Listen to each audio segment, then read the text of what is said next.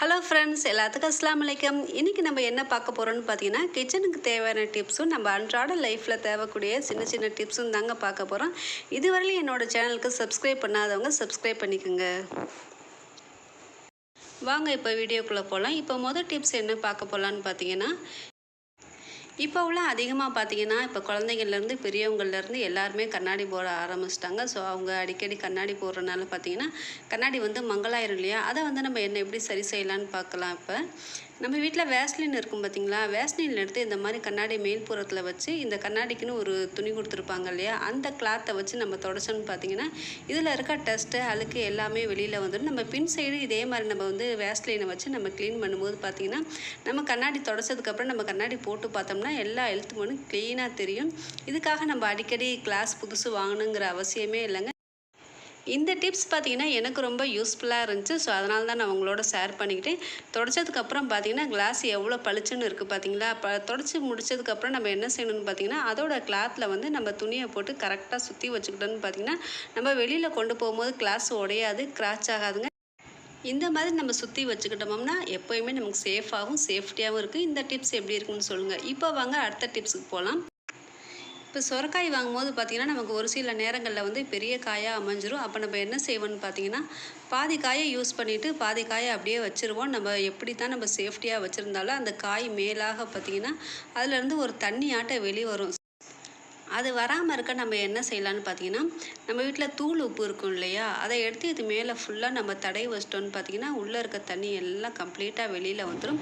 நான் தடவிட்டு இருக்கும் போதே பாருங்கள், உள்ளே இருக்க தண்ணி எல்லாம் வெளியில் வருது. அதுலேருந்து அழுக்கு மாட்டம் ஒன்று ஃபார்ம் ஆகி வெளியில் வருது பாருங்கள்.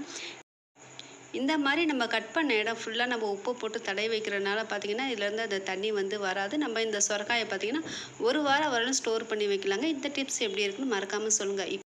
இப்போ அடுத்த டிப்ஸ் என்னன்னு பார்க்கலாம்.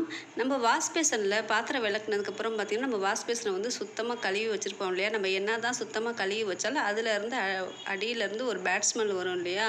அது வராமல் இருக்க நம்ம என்ன செய்யலான்னு பார்த்திங்கன்னா, நம்ம சோறு வடித்த கஞ்சி இருக்கும் பார்த்திங்களா? அதை வந்து ஆற விடாமல் கொதிக்க கொதிக்க அந்த தண்ணியை உள்ளே ஊற்றும் போது பார்த்திங்கன்னா, அந்த ஓஸில் இருக்க டஸ்ட்டு எல்லாமே கீழே போயிடும். நான் ஊற்றும் போது பாருங்கள், உள்ளே ஏர் ஃபார்ம் ஆகி கம்ப்ளீட்டாக அந்த கஞ்சி ஃபுல்லாக இறங்கிட்டனால இதுலேருந்து நமக்கு வந்து எந்த ஒரு பேட் ஸ்மெல்லும் வராது. நீங்கள் இனிமேல் என்ன செய்யுங்க, வடித்த கஞ்சியை கீழே ஊற்றாமல் இந்த மாதிரி நம்ம வாஷ் பேசனில் நம்ம கொதிக்கிற கஞ்சியை ஊற்றும் போது பார்த்திங்கன்னா, எந்த வித கெட்ட ஸ்மெல்லும் வராமல் நமக்கு வந்து வாஷ் பேசன் பார்த்திங்கன்னா ரொம்ப பளிச்சுன்னு சூப்பராக இருக்கும். இந்த டிப்ஸை நீங்கள் மறக்காமல் ட்ரை பண்ணி பாருங்கள்.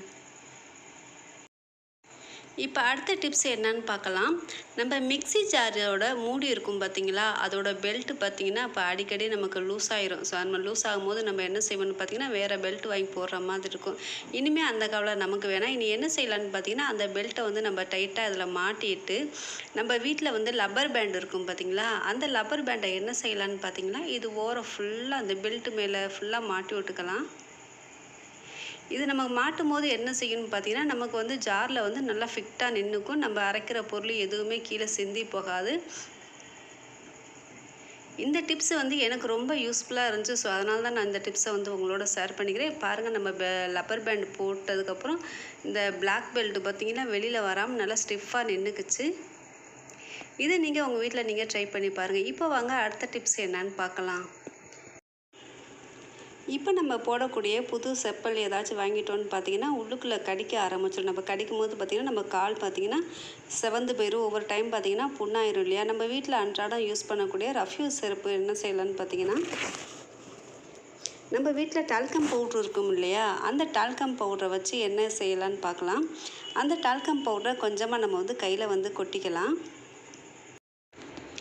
இதை நம்ம என்ன செய்யலான்னு பார்த்திங்கன்னா, நம்மளோட செப்பல் இருக்குது பார்த்திங்களா? அது உள் சைடு பார்த்திங்களா, இந்த பவுட்ரு ஃபுல்லாக நம்ம வந்து தேய்ச்சி விடும்போது பார்த்திங்கன்னா, நம்ம காலில் போடும்போது நமக்கு வந்து கடிக்கவோ கிராச் பண்ணவோ எதுவுமே செய்யாது.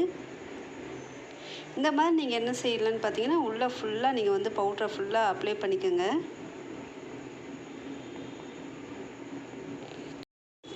இந்த செப்பலை பார்த்திங்கன்னா பவுட்ரு தடவினதுக்கப்புறம் நான் வந்து கையில் போட்டு பார்த்தேன். எனக்கு வந்து எந்த வித கிராச்சும் இல்லை. செருப்பு கையில் போடும்போது பார்த்திங்கன்னா ரொம்ப ஷைனிங்காக இருந்துச்சு. இந்த குத்துறது எதுவுமே கையில் படாமல் இருந்துச்சு.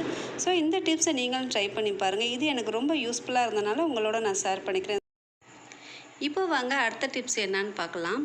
நம்ம எப்போவுமே சர்க்கரை வந்து அதிகமாக வாங்கி வச்சுருப்போம் இல்லையா? அப்போ மழை காலங்களில் பார்த்தீங்கன்னா அதிலேருந்து தண்ணி விட்ட மாதிரி ஒரு மாதிரியாக கட்டி கட்டியாக போயிடும்.